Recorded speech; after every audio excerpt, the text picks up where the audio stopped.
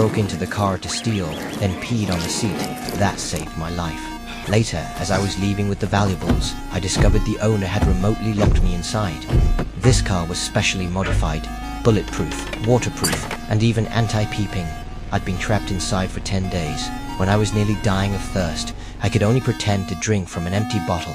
Worse still, the car heated up rapidly under the sun. I was dehydrating fast. Fortunately, the sun also evaporated the urine inside.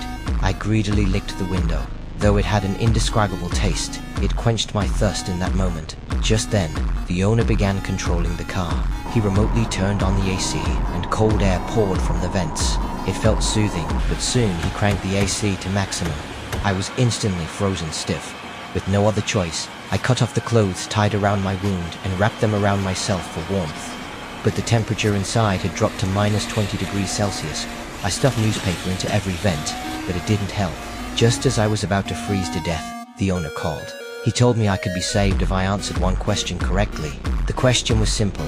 If you had 2 cups of water in the desert, one poisoned and the other urine, which would you choose? I immediately gave the same answer as you, but the owner said it was wrong. Then he hung up, and I completely broke down. I was so thirsty. Suddenly, I remembered there might be something in the trunk. I forced open the lid and found a hose inside. I didn't care what color the water was.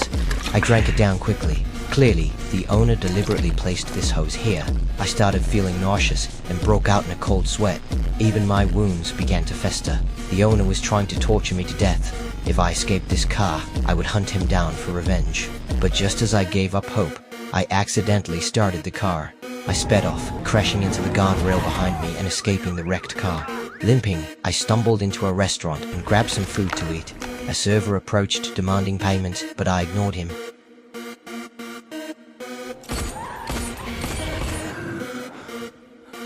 It was all a dream. This feeling of gaining only to lose again left me utterly hopeless. But just then, the owner called again.